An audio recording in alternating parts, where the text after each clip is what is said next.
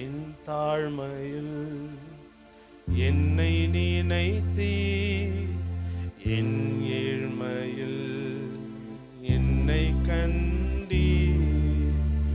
என் தாழ்மையில் என்னை நினைத்தீர், என் ஏழ்மையில் என்னை கண்டீர்.